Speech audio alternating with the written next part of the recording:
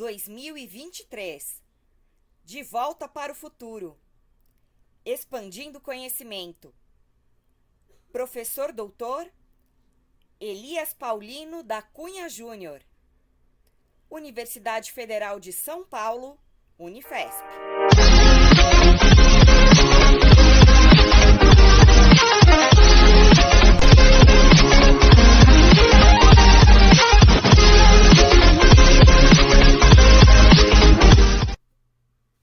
Olá, tudo bem? Saudade de vocês e do nosso canal do YouTube, das postagens de vídeos de conhecimento compartilhado e principalmente de vocês, nós estarmos conectados juntos. E hoje estou aqui de volta para o futuro em 2023 e o que virá adiante. Sejam muito bem-vindos. Esse é o nosso primeiro vídeo aqui no YouTube, após a retomada do canal com discussões e assuntos diversificados, produções diversas, conteúdos que falaremos sobre história, filosofia, política, sociologia, antropologia, literatura, português, diversidades, entre outros. E como será? Com assuntos relacionados à transdisciplinaridade e à transversalidade. Aliás, essa é a proposta principal do canal: falar sobre reflexões de assuntos que estão interligados. Então, um tema que se relaciona com outros saberes, estão conectados e desta forma vamos refletir, compartilhar e difundir esses conhecimentos. Mas antes de começar, eu queria explicar o motivo da minha ausência.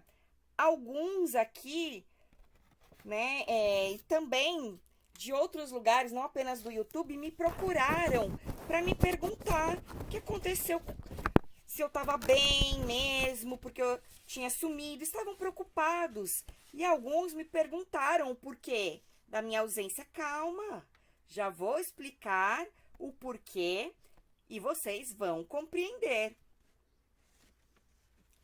Na verdade, eu estive ausente. Não foi intencional, eu precisei dar uma pausa do canal aqui do YouTube por conta de outros compromissos. Então, eu precisei priorizar. Nesse período, eu estive como coordenador do Núcleo de Acessibilidade e Inclusão. Esse é o Sinal, NAI. Fica lá na Unifesp. E lá eu tive uma experiência ímpar, que me fez amadurecer nas relações, com relação a trabalho, convivências, alunos e professores nessa troca. E também tive um outro compromisso, que foi o seguinte: essa foi a etapa final da minha tese de doutorado. E eu me detive na escrita das análises. E vocês vão ver, a tese ficou bonita. Vejam. Surdos professores, constituição de identidades por meio de novas categorias pelo trabalho em territórios educativos. E eu estive escrevendo por 4 anos e meio, escrevendo, pesquisando, analisando, coletando e lendo esses dados acadêmicos. Eu ainda estou em conversa com a editora para publicação. Então, eu espero que em breve seja lançada. Estou ainda negociando, vou ver direitinho a data e já aviso para vocês, assim que possível.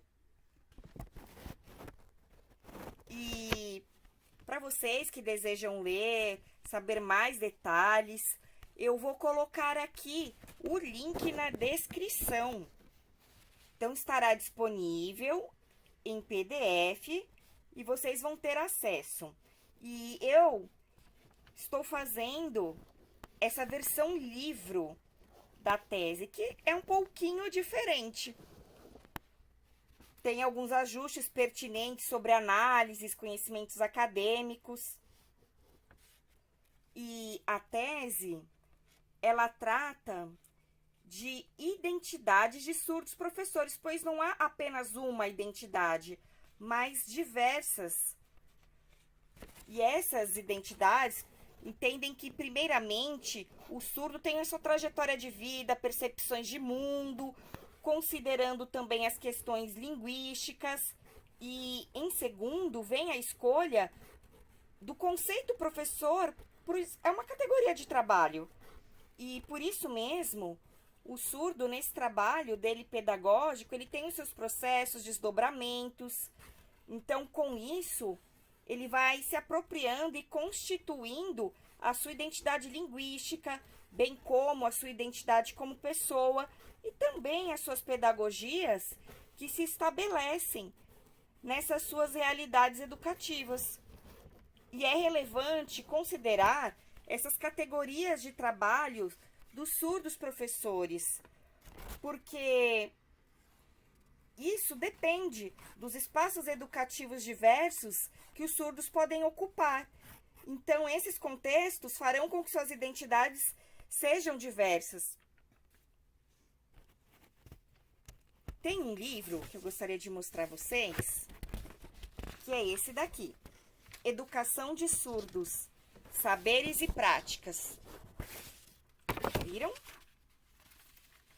Nesse capítulo, eu escrevi e fala acerca de surdos professores em repertório sociolinguístico escolar.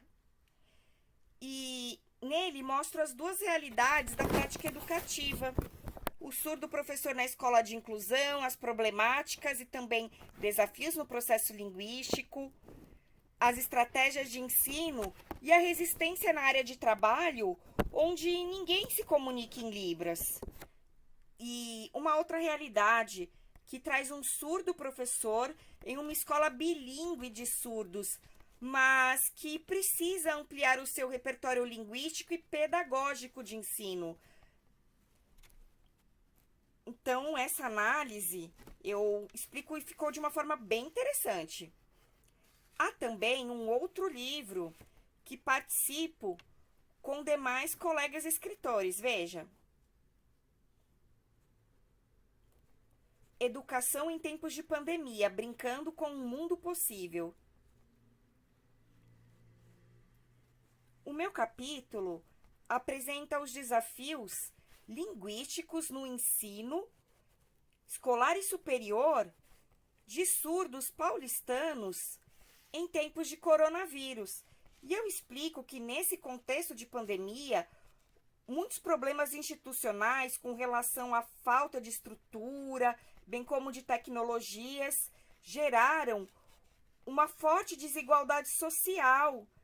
Então, fiz essa comparação entre instituições públicas e privadas, bem como os desafios no ensino, pois observou-se o seguinte: os professores não tinham formação tecnológica para suprir as demandas. Isso foi muito desafiador, notável. Um outro livro é esse aqui. Multiletramentos, Práticas de Leitura e Compromisso Social. Traz um capítulo que escrevi com meu amigo, o professor Tony de Mambro. Esse é o seu sinal. Nós dois escrevemos um capítulo que fala sobre o português como uma língua adicional, sob a ótica da pedagogia dos multiletramentos para surdos. Nessa abordagem, estamos tratando da prática em sala de aula no processo pedagógico dos multiletramentos, processados na educação bilíngue dos surdos por meio dos recursos virtuais em redes sociais, onde é possível perceber que a prática de ensino ela acaba se estabelecendo em um sentido que é semiótico, dentro do contexto de ensino e aprendizagem. É um processo potente. Um outro livro que escrevi é esse. Por uma educação multilingüe insurgente. Muito interessante. Eu escrevi com alguns amigos professores e acadêmicos também. Então, eu, a professora Shirley Vilhalva, esse é o seu sinal, a professora Carla Regina, esse é o sinal dela, também temos o Tony de Mambro, esse é o seu sinal, e o professor Everton Oliveira, esse é o sinal dele. Nós 5 escrevemos e compartilhamos as nossas reflexões, explicamos sobre o contexto histórico da educação de surdos e a preocupação principal é com a formação de professores, pensando em aprimorar a prática de ensino não apenas um tipo de bilinguismo, mas pensando em outras línguas também, as questões culturais, de ensino. Um exemplo é a reflexão acerca dos indígenas brasileiros e também na educação de surdos indígenas. Como seriam essas práticas e a preocupação com a formação de professores para promover uma expansão linguística e cultural? Está maravilhoso. Um outro livro, veja, Alfabetização, Letramento e Multiletramentos em Tempos de Resistência. Foi feito por autoras e autores e nós escrevemos um capítulo em grupo que fala da pedagogia dos multiletramentos na educação de surdos. Buscamos mostrar as diferentes práticas que envolvem a sociedade no sentido de repensar a prática pedagógica no conceito dos multiletramentos sob essa perspectiva da epistemologia surda. Bem interessante.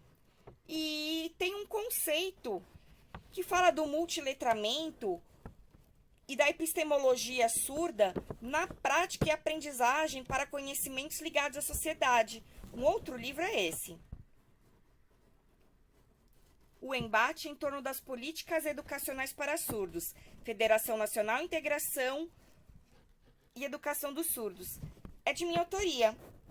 Eu fiquei 3 anos e meio pesquisando e fazendo análises para mostrar os processos de luta dos surdos e como foi o surgimento da FENEIS, as propostas, reuniões, organizações, os objetivos, e trago a compreensão de qual o papel de luta da FENEIS e o papel da educação inclusiva. Falo também da educação bilíngue para surdos. Então, de toda essa luta da FENEIS, que sempre esteve preocupada em valorizar essa perspectiva do ensino bilíngue para surdos. Um outro agora, na verdade, eu não tenho livro físico desses, mas tenho PDF. Vou deixar aqui na descrição os links aqui abaixo. Então, eu vou colocar, você poderá ver e acessar pelo link que você vai encontrar. Os surdos vão à escola no Brasil, breve histórico. Então, esse título, Surdos vão à escola, apresento a história dos surdos e, principalmente, a criação de escolas para surdos, enquanto essas instituições e como são essas práticas nessas instituições, práticas culturais, linguísticas e pedagógicas. Outro texto, que também não é físico, né, mas eu fiz com a professora Marisa Lima, Esse é o sinal dela. Educação de surdos, documentos legais. Trata justamente sobre isso, sobre os tipos de documentos e referências legislativas. Falamos das legislações brasileiras e internacionais, de modo a compreender como essa legislação foi surgindo no âmbito nacional e a preocupação linguística e educacional dos surdos. Bem curioso, interessante. A nossa ideia aqui é transmitir conhecimentos que constam artigos, livros e ofertar da melhor forma, com muita qualidade, para que vocês despertem e sejam motivados a ler, pesquisar, analisar e, principalmente, a nossa interação. Nós vamos refletir juntos. Tive que dar essa pausa, mas porque precisava escrever, né? Pesquisar, analisar. E agora que estou de volta em 2023, tenho o objetivo de continuar as publicações. Vou colocar aqui o que eu produzir e compartilhando saberes para disseminar com vocês. E nessas discussões e reflexões estaremos juntos. Então, peço que vocês compartilhem esse vídeo, divulguem e se inscrevam no canal. Por favor, hein? E vocês que tiverem curiosidades, sugestões, ideias, por favor, escrevam aqui, porque eu vou ler e vou responder a vocês. Ok? Então, até o próximo encontro. Valeu! Até lá!